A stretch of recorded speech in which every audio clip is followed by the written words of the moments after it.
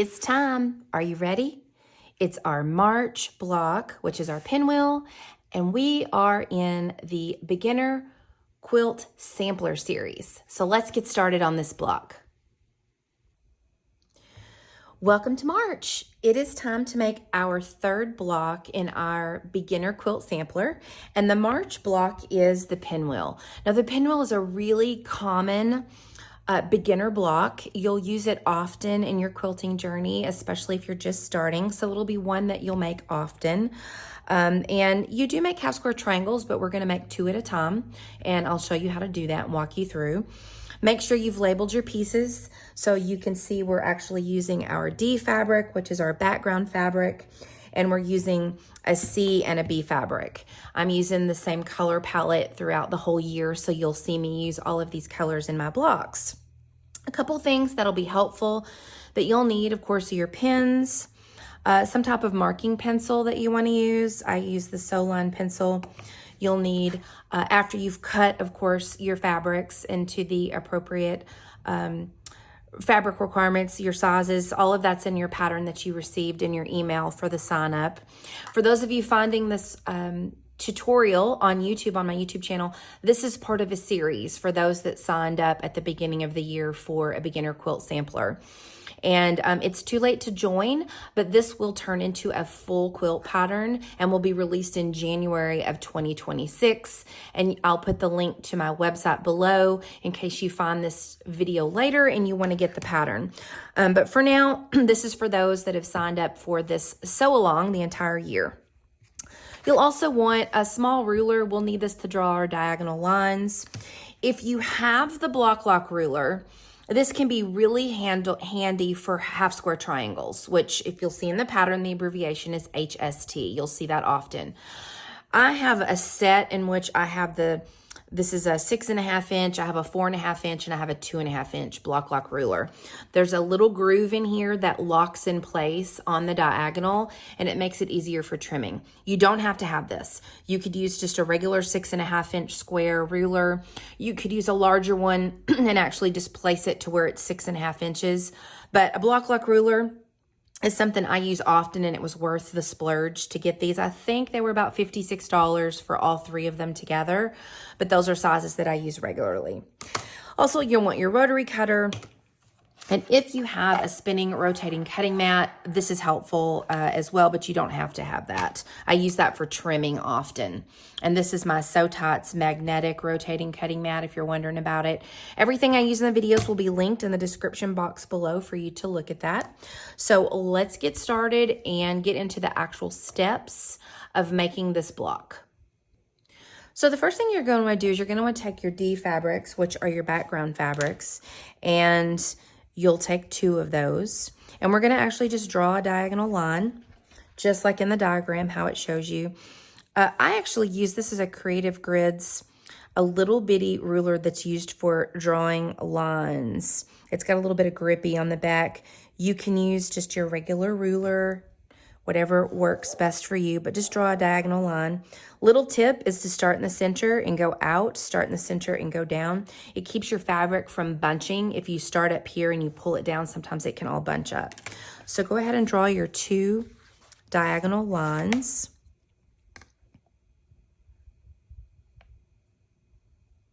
Make sure that's lined up really good.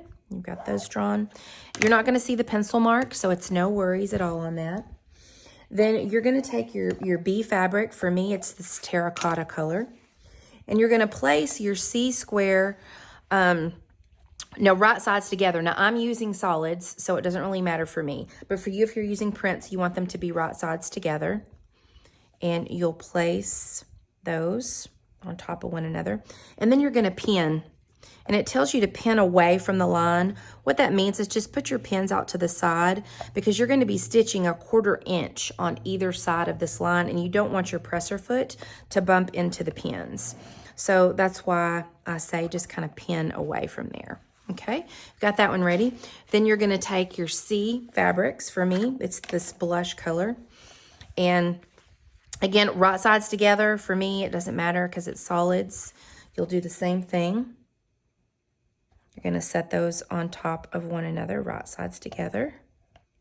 And these will be trimmed down, okay? So if they're not lined up 100% perfect, that's okay. You'll again pin away from the line. And then we're gonna take this over to the sewing machine and we're gonna sew a 1/4 inch on either side of the line on both of these. Okay, so I have on a 1/4 inch presser foot, so I'm able just to line my presser foot up against the edge of this line here. And for you, you may want to draw a second line that shows a 1/4 inch. You might want to use diagonal seam tape, which is the Cluck Cluck Sew diagonal seam tape. Some people that don't have any of that will actually just measure and draw a 1/4 inch. So you'll get your ruler and you'll actually draw another line here on the side. And so if that's something you need to do, then definitely do that. I'll go grab the ruler here in a second and show you on this one just in case. But I'm just gonna come and sew a 1/4 inch down the side here.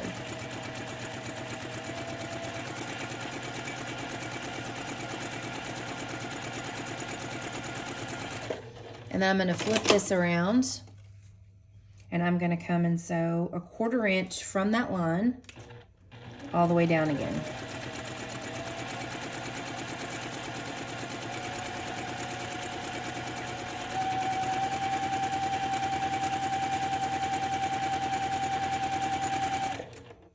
There we go. And so it's gonna look like this. And what we'll be doing is we'll be actually cutting on that line that we drew. Now, if you needed to, especially if you're new, if you needed to, you could get your ruler and you'll line up right here. For me, this little dotted line right here shows that this is a 1/4 inch. So I'm gonna line that up here on my drawn line, and then I could draw another line on this side here like that. And then I would have a 1/4 inch line drawn. You can see it's very faint there if you needed that to be able to stitch. But if you can get a 1/4 inch foot, it can be really helpful for that. Or I have diagonal seam tape on. Now it can be it doesn't really work very well if you've got a really large block like this because you can't really see to line it up here. So that's why I suggest you may just want to draw that 1/4 inch if you don't have a 1/4 inch foot. So we're just gonna sew again along both sides of this line. Okay, so now we've sewn that 1/4 inch. I'm gonna take my pins out here. And we're gonna get our rotary cutter and our ruler, and we're gonna dissect it. So we are gonna cut on that diagonal line that you drew with your pencil. We're just gonna cut these in half. So this is making 2 half square triangles at a time. They're gonna look like that. So we've got that one cut. And then we're gonna cut this one. Now you're gonna go to your pressing station and we're gonna go together just so you can see, but it'll be important to wanna press, when you press on this, to make sure that you are pressing towards the darker fabric, and that's so that it doesn't show up against the lighter side, especially if you're using a light background. So the way I like to remember is I will lay my dark fabrics facing up, and that helps me know the direction to press. So set your seam. So I always take my iron there and press the seam, and then you're gonna open it up with your fingers. It's warm, so it's a little more flexible there.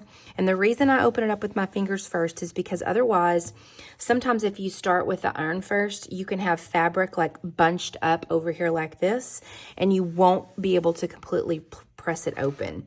So I just gently, remember you're not ironing. If you're new to this, you're actually just pressing, because if you do this back and forth, you can warp your fabric.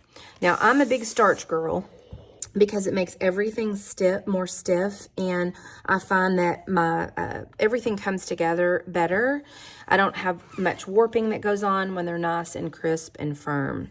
So we'll do that again. We'll just set our seam, use your fingers, and press that open first with your fingers so that you make sure nothing's bunched up under there. And this gently press, and you can kind of butt up against. Use the end of your iron there and just butt that up against to open that up. Give it a good press. I like to use Magic Quilting and Crafting Spray. It's in a spray spritzer bottle, so I don't have streams of starch that come out. It sprays evenly. I really like that. So go ahead and finish pressing all 4 of yours. And when you press it open, make sure you're pressing towards the darker fabric. All right, now it is time to trim. And this is where I like, again, to use my block lock ruler. But if you don't have one, you can just use another 6.5 inch square ruler. Or even if you've got one that's larger, you can do it that way as well. And I'll show you how to do that after I show you this one. So with the block lock ruler, you see the block moves with it. That's because there's a groove in here and it's locked on the fold of that fabric. And it makes it really handy. And this is where the rotating cutting mat comes in handy, because you're just going to give this a spin as you trim around the block. So I've got this here 6.5 inches. So that's the size of this ruler. I'm just going to turn and trim all the way around. And at the same time, it also trims off my dog ears there. And we're good to go. We've got one of our units for our pinwheel. Now, say you don't have a block lock ruler, but you have another square ruler. Again, this is Creative Grids. This one's 8.5 inches. You can still trim it down. You see, most of these have a diagonal line on them, and that's important. That diagonal line, you want that lined up with the diagonal there of your half square triangle. And then you're going to find your mark there. We're looking for 6.5 inches.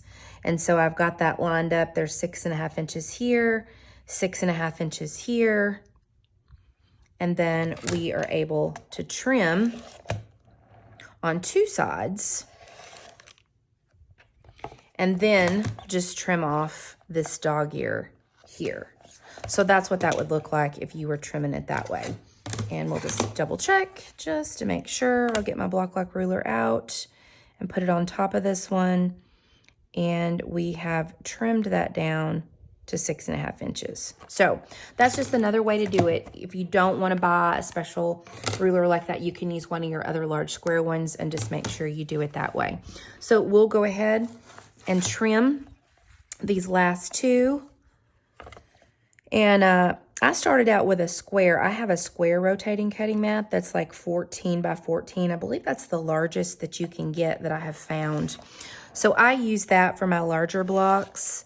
And then for my smaller ones that will fit on this round magnetic cutting mat, I'll use the smaller one. There we go. Okay, go ahead and trim your last one and we'll be ready to move to the next step. Okay, you're gonna wanna grab 2 of your units. So I've got my CD unit and my BD unit. And the way I like to do this, I'm a little dyslexic and I can get things turned around easy. I always just go ahead and lay out my pinwheel in the position that it's supposed to be in because I can get things turned around.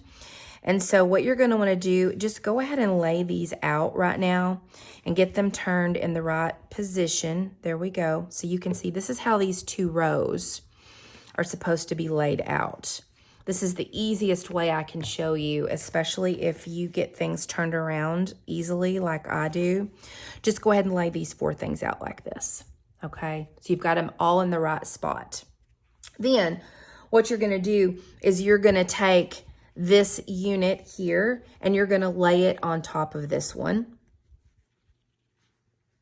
And you're going to sew a 1/4 inch down on this right side. And then for this one, you've got these in opposite positions now.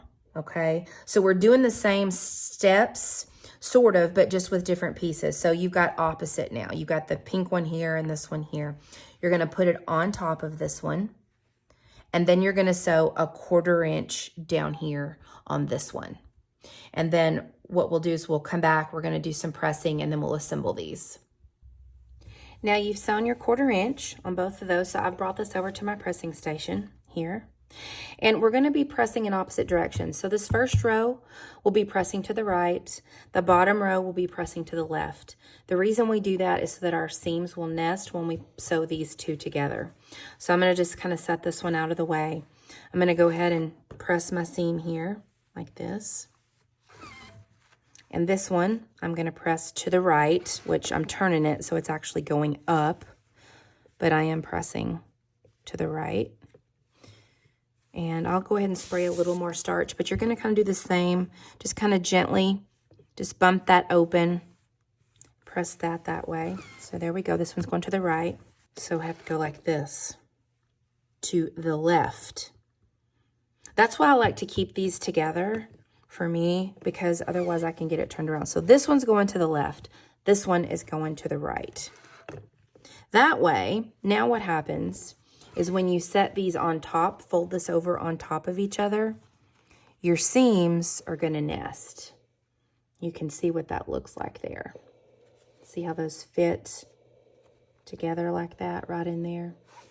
And then you're going to sew a 1/4 inch all the way down to connect those two rows.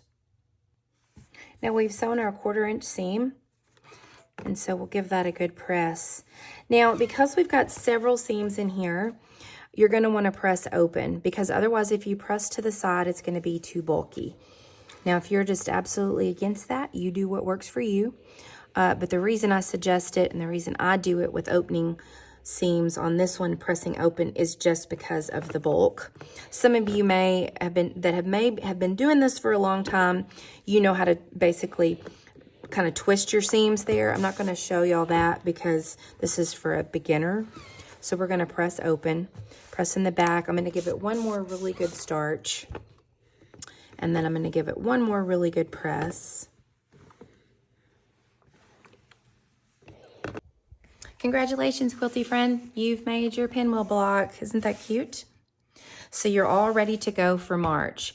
Now, I don't know if I've told y'all or not, but I'm actually making this quilt twice. I'm actually making it in a whole nother colorway besides this one. So at the end of the year, I'll show you what that one looks like too. So now you know how to make the pinwheel block. I'll look forward to seeing you on April 1st in your inbox to learn how to make our quilt block for April. Until next time, quilty friends, make lovely things.